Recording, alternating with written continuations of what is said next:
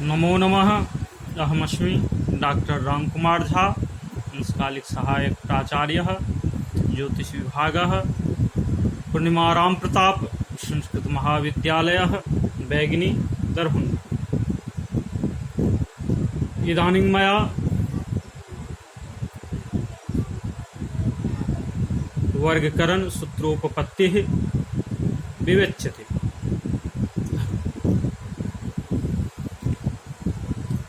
द्वयोस्तुल्यसंख्ययोर् घातो वर्गः कथ्यते इति तु परिभाषारूप, अर्थात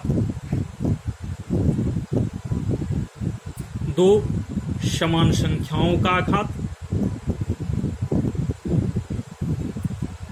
गुणनफल वर्ग कहलाता है। यह परिभाषा रूप, इसलिए आचार्य ने समद्विघातः प्रतिरुच्यते ऐसा कहे। अब यहाँ पर अगले सूत्र की उत्पत्ति के लिए कल्पना की जाती है कि अ बराबर क जोड़ क जोड़ ग। अब यहाँ पर अ का वर्ग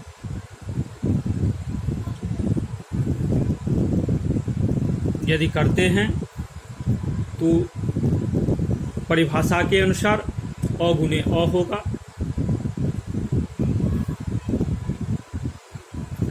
अब यहाँ पर अ का मान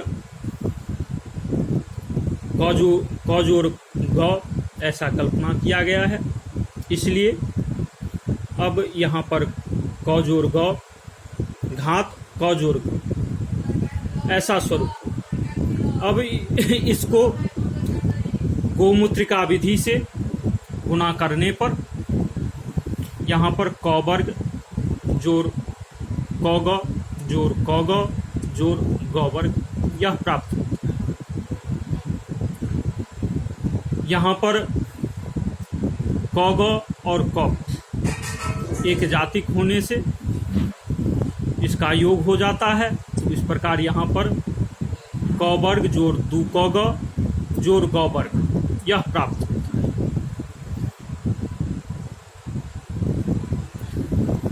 अब इस स्वरूप में आचार्य कहते हैं कि अस्यावलोकनेनैव स्थाप्यन्ते वर्गः द्विगुणान्ते निघ्नः इति पद्यम तथा खंडद्वयस्याभिहतिर्द्विनिघ्नि यह पद्य, यह नियम जो है सो कहते हैं समुत्पन्न भवति, समुत्पन्न हो जाता है, प्राप्त हो जाता है। अब इस स्वरूप को देखने मात्र से ही सूत्र की उत्पत्ति हो रही है। जैसे यहाँ पर आचार्य का दूसरा नियम है, स्थाप्यन्ते वर्गो द्विगुणान्ते निघ्नाः स्वसो परिष्टाच्च तथा पर्यङ्काः त्यक्त्वान्ते मुत्सार्य पुनश्च राशिम्।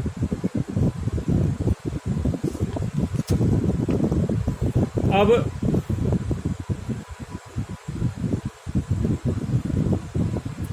यहाँ पर सर्वप्रथम अंत्यवर्ग करने के लिए कहे हैं नियम में। तो अंत्यवर्ग यहाँ पर क वर्ग हो जाता है, क वर्ग। फिर आगे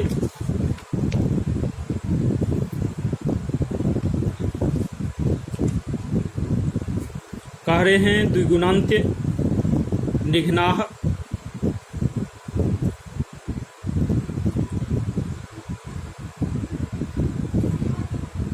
फिर उसको कहते हैं द्विगुणान्त्य निघ्नाः, द्विगुणित अंत्य से गुणा करने के लिए कहा गया है। परे अंकाः द्विगुणान्त्य निघ्नाः परे अंकाः, द्विगुणित अंत्य को परे अंक से गुणा कर ऊपर रखने के लिए स्वसो परिष्टात् स्थाप्या, अपने अपने ऊपर स्थापित करने के लिए कहा गया है। तो यहाँ पर द्विगुणित अंत्य हो गया दू क, और परे अंकाः पर अंक यहाँ पर ग है, उससे गुणा किया गया है, गुणा किया तो दू क ग जो इस स्वरूप में प्राप्त हो जाता है। फिर कहते हैं अंत्यम उत्सार्य, अंत्यम त्यक्त्वा, अंत्य को त्याग कर पुनः राशि उत्सार्य क्रियाकार्या, आगे राशि को बढ़ाकर क्रिया करनी चाहिए। तो यहाँ पर अगली राशि हो गया गौ, जिसका वर्ग गौवर्ग हो गया। अब इन सबों को एक जगह इकट्ठा करने पर वर्ग प्राप्त हो जाता है। इस प्रकार आचार्य का द्वितीय नियम इस स्वरूप के देखने से ही प्राप्त हो जाता है। तृतीय नियम यहाँ पर आचार्य का खंडद्वयस्याभिहतिर्द्विनिघ्नि तत्खंड वर्गे की युताकृतिर्वा, यह करें जिसका वर्ग करना हो उसको दो खंड में बांट ले, फिर दोनों खंडों के गुणनफल को 2 से गुणा कर उसके खंड वर्ग में जोड़ने पर वर्ग, जो स्वरूप देखने से ही सिद्ध हो जाता है।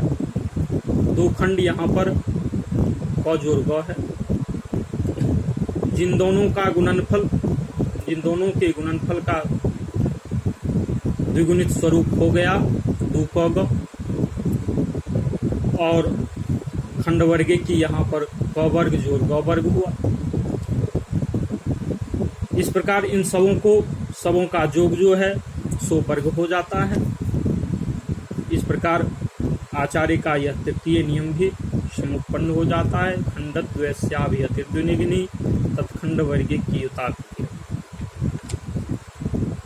अब यहाँ पर चौथे नियम इष्टोन युग्रासिवतः कृते स्यात् इष्टस्य वर्गेन समन्वितो वा, इसकी उत्पत्ति हेतु यहाँ पर एक इष्ट कल्पना करते हैं। अब यहाँ पर उस इष्ट को राशि वर्ग में इष्ट वर्ग को हटा देते हैं और दूसरे जगह जोड़ देते हैं, तो स्वरूप हो जाता है राशि वर्ग घटे इष्ट वर्ग जोड़ इष्ट वर्ग।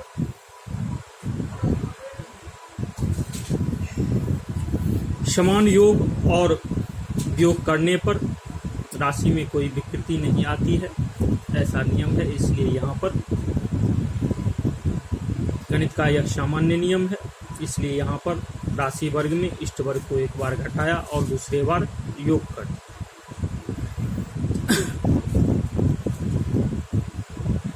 यहाँ पर वर्गांतरं योगांतर घात समो भवति इति नियमात्, अर्थात वर्गांतर जो होता है सो योगांतर घात के तुल्य होता है। इस नियम से यहाँ पर राशि वर्ग घटे इष्ट वर्ग, इसका योगांतर घात हो गया राशि जोड़ इष्ट, घात राशि घटे इष्ट, और योग इष्ट वर्ग। यह इस प्रकार राशि वर्ग बराबर यहाँ पर राशि जोड़ इष्ट, घात राशि घटे इष्ट जोड़ इष्ट वर्ग, यह प्राप्त हो जाता है। जो आचार्य का चतुर्थ नियम है इष्टोन युग्रासिवतः कृते स्यात् इष्टस्य वर्गेन समन्वितो वा, इष्ट रहित और इष्टयुक्त राशि के गुणनफल में इष्ट वर्ग को जोड़ने से वर्ग प्राप्त होता है, जो इस स्वरूप में प्राप्त हो जाता है। इस प्रकार आचार्य का यह चतुर्थ प्रकार भी उत्पन्न होता है। इत्यलमिति शम।